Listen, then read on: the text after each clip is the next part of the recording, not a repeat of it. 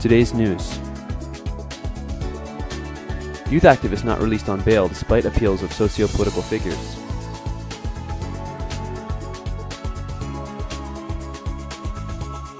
Roundtable on anniversary of Soviet invasion of Azerbaijan.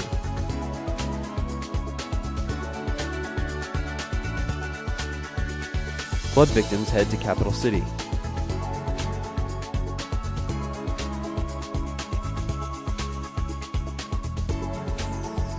Political repressions enabled by government policy, says Leila Yunus. Effectiveness of Oguz-Gabala-Baku water pipeline in question. Economic Research Center estimates two-figure inflation for 2011.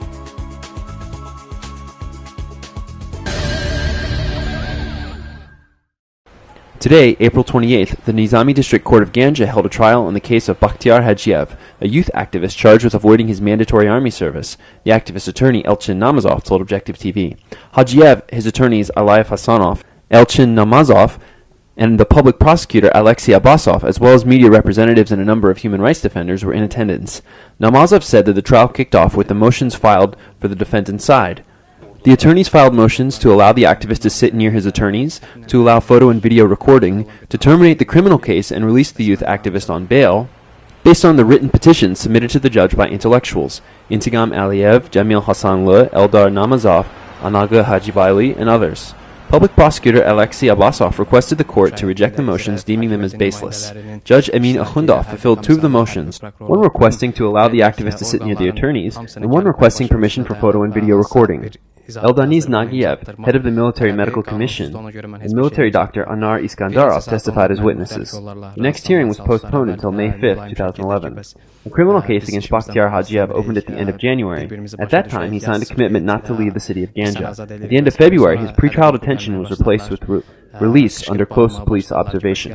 On March 4th, Hajiev was sentenced to 1 month pretrial detention. It is widely thought that Hajiev was arrested for his activity on social networking sites and his support of the March 11th Great People's Day campaign.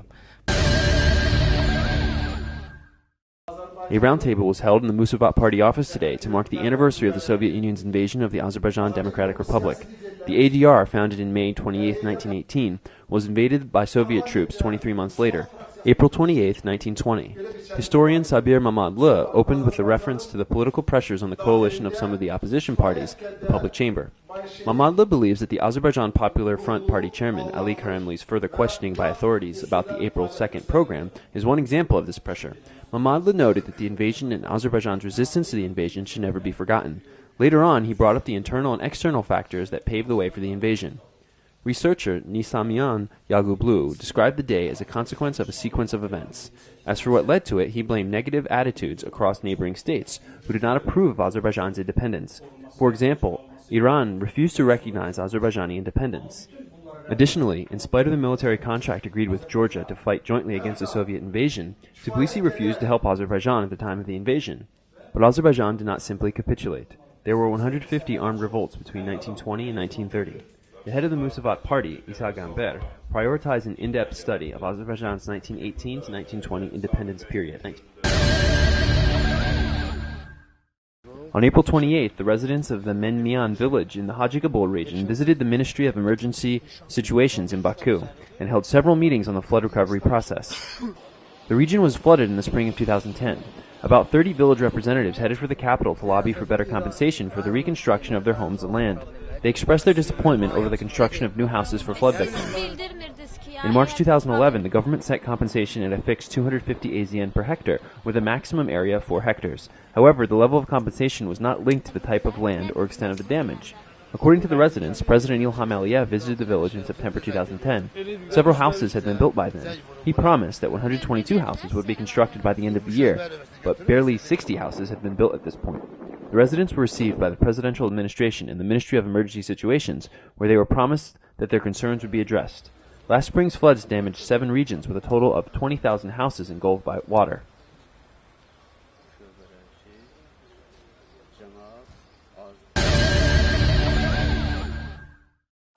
The number of potential political prisoners is rising due to the strengthening of governmental policy against dissidents and political opposition, reported the Peace and Democracy Institute director Leyla Yunus at a press conference. According to Yunus, the number of political prisoners in Azerbaijan in 2010 reached 60 and is continuing to rise as repressions increase. The number of the people arrested in connection with the opposition protests is rising day by day. The number was 24 on April 22nd, and as of today it is 26. Another 30 have been sentenced to administrative detention. The police search of the Musavat Party office can be interpreted as a green light for political repression to continue, she said. Yunus commented that the absence of a fair compensation system is due to the lack of an independent judiciary system in Azerbaijan. Today, the Defense Committee for the Rights of Oilmen held a press conference to discuss the monitoring of the Oguz-Gabala-Baku water pipeline construction. Committee head Miravi Gashmanlı reported that an area of 976 hectares, owned by 3,257 residents, has been used for the construction of the pipeline. However, the residents who own the land have not yet been provided with compensation, nor have they been given replacement land. According to the rights defender, even the privately owned lands that were not appropriated for construction purposes have still been rendered useless because of the use of heavy trucks. The Azersu company in charge of the pipeline has refused to pay any compensation. Gashmanlı also informed the group that the wells built for pumping water to the pipelines are 150 meters deep. Because they are so deep, the smaller 50 to 60 meter deep wells traditionally used by locals are empty, and so the Bayan village residents can no longer access underground water. Nobody knows the exact length of the pipeline, but it is rumored that it is between 265 and 285 kilometers. Even this figure differs from the 263 kilometers listed in the project documents. While officials have claimed that 75% of Baku will be supplied with this permanent water, this hasn't yet happened. The monitoring group concluded that the region cannot provide 160 million cubic meters of water per year. He added that the water reserves currently accessed by the deep wells will begin to run out in the next 2 to 3 years. Today, the Economic Research Center released a report on the annual results of its project, Alternative Processing of Inflation Rate and its Models. The project was financially supported by the Swiss State Secretariat on Economic Affairs. According to the report, the official statistics show a 5 to 6% rise in the price of consumer products. According to the State Statistics Committee, the total rate of inflation was 5.7% in 2010. The prices of food products rose by 7.2%, non-food products by 2.3%, and services by 4.3%. According to the Economic Research Center, inflation actually stood at 11.45% for these goods and services. Food inflation was even more, 20.25%.